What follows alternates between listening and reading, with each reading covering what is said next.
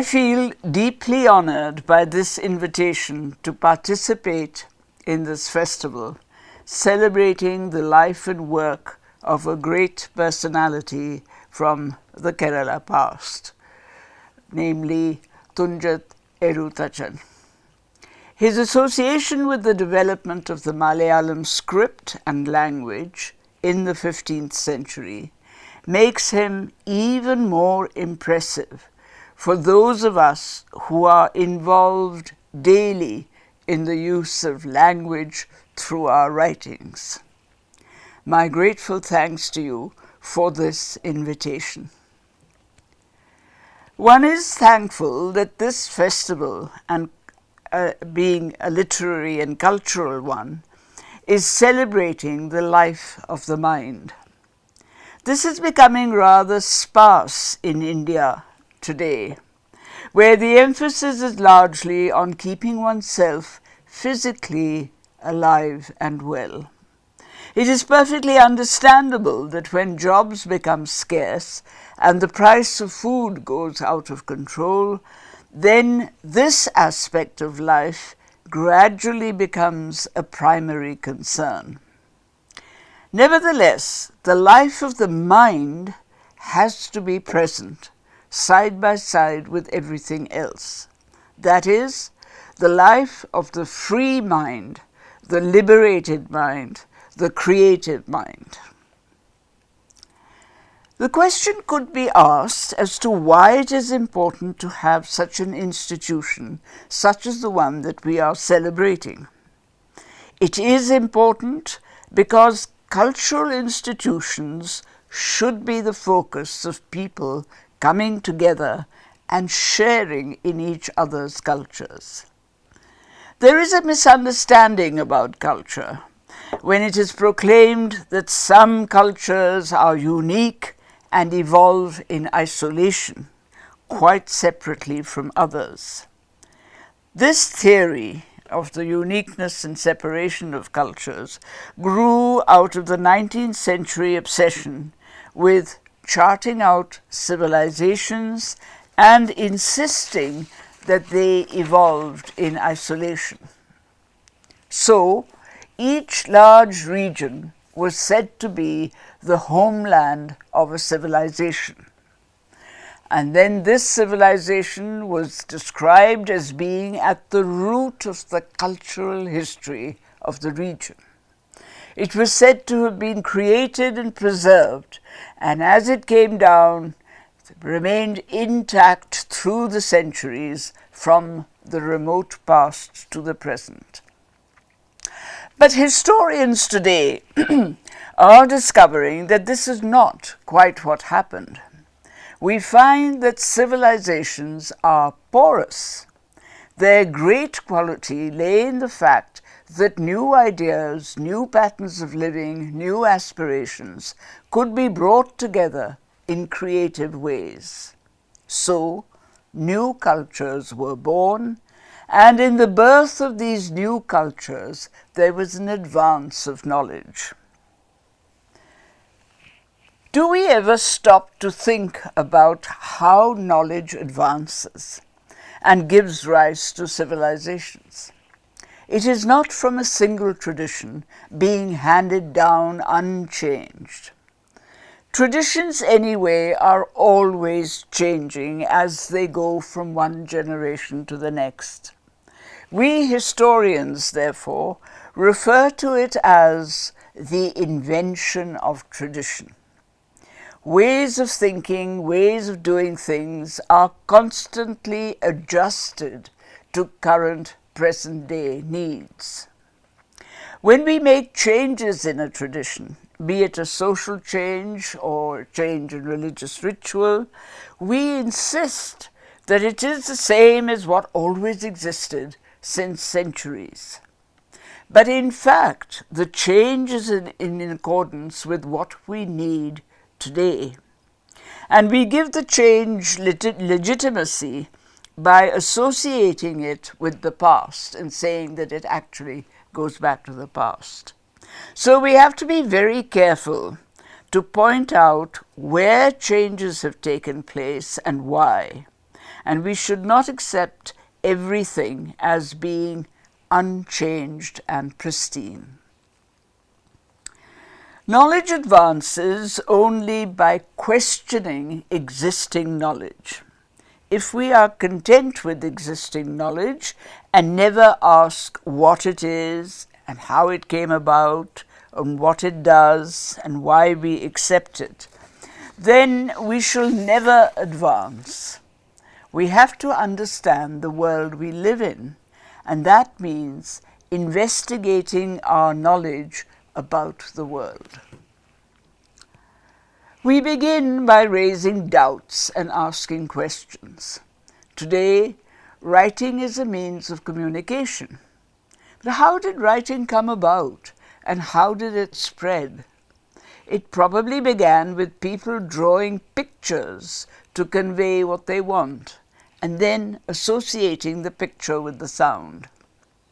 And the next step would be to make abstract signs and associate those signs with sounds, and then record them. But remember, this was never done in isolation. Every script comes from the interface of more than one script. It can be the result of people evolving a script, but most often it takes shape when sounds and signs are borrowed from different scripts. The scripts that we use today, the Roman and the Devanagari, for instance, or whatever other, they all come from many sources and have slowly evolved. And if you look at inscriptions in chronological order, you can follow the way in which they have evolved. And this in itself becomes a method of studying the past. If there were many scripts in circulation, as for example in northwest India in the early centuries AD, then there were obviously many people from different places in contact with each other. After all, scripts are brought by people, they don't just come by themselves. It was through this contact between many peoples that most cultures grew and evolved. People traveled vast distances in the early centuries, and we are now discovering that Indian history, for instance, was not just land-based, but had extensive maritime contacts with many places. And each of these places was a hub of culture. It was therefore not just invading armies that brought new people. It was traders, missionaries, migrants. All these people settled in our lands and brought in even more and newer patterns of belief and ways of living. These were all amalgamated with the existing ones to create new cultures, reflecting some aspects of the old and some of the more recent. It's interesting that historically, Indians did not go out and conquer lands beyond the subcontinent. There was enough to conquer within the subcontinent. How then did Indian culture spread so extensively into Asia, and more particularly Buddhist culture that was being banished from India in the post-Gupta period? It was Indian traders that travelled across the seas to Southeast Asia and East Asia. It was Indian traders again that went overland through Central Asia to China. And they have left their landmarks all over Asia, magnificent and impressive Buddhist buildings and also a few Hindu temples. Buddhist monks travelled with the traders and took Indian culture to all parts of Asia. West Asia, too, was a part of this network. What went west from India, apart from the export of spices and textiles, was the study of mathematics, astronomy, and medicine. This series of contacts was based at first on trading links with Baghdad, the city of Baghdad, as a focus, and later on with Samarkand in Central Asia. Before the rise of Islam, West Asia was already in contact with the west coast of India, what used to be called the Indo-Roman trade, and it's now called the Indian trade with the Eastern Mediterranean. There were major trading stations all along the Red Sea and along the west coast of India from Gujarat to Kerala. Arab traders settled there, especially in the period after the mid-first millennium. You've all heard the names of places like Sokotra, Muziris, which might be the same as present-day Pattinam, and Arikamedu, and so on. They were all cultural hubs in the making of Indian culture, the culture of the subcontinent.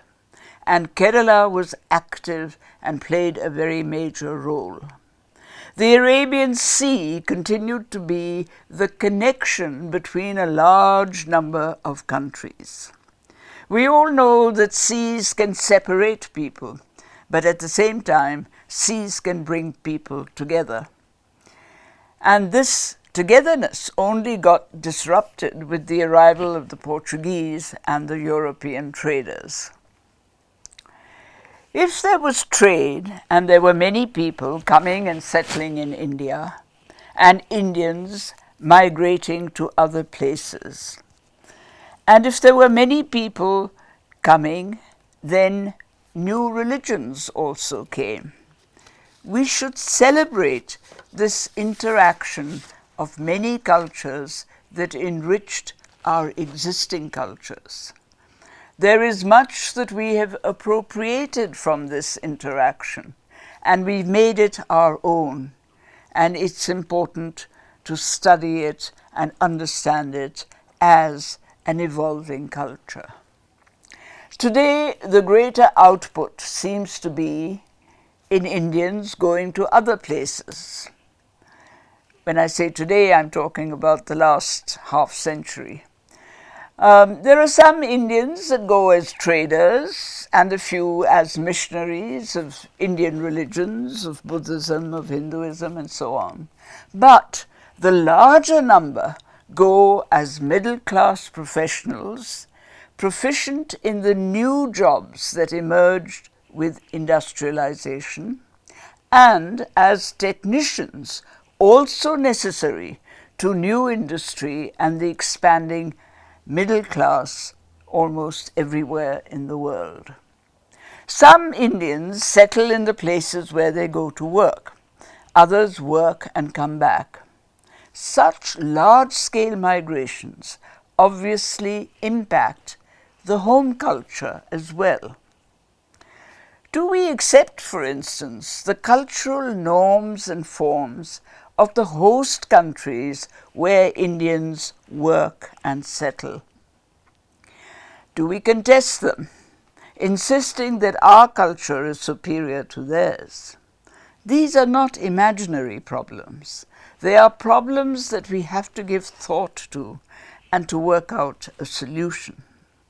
They are at the root of the huge identity crisis that is faced by not only the Indian middle class today, but particularly by the NRIs in present times, and also their wish to intervene in the culture and politics of the home country. It is a very complicated interaction and relationship to which we cannot take casually. We have to think about it. We should shed our prejudices and treat this as Indians treated it in past centuries. We have a lot to learn from the Indian diaspora of the first and second millennium AD. We must treat it in the same way as a way of coming to terms with new cultures, both the cultures that exist abroad and the cultures that are evolving in the Indian subcontinent. And this applies to both the cultures that we take out with us as Indians going abroad and the culture that we bring back, important to India, as we did in past periods. These activities have sprouted in new and fascinating ways.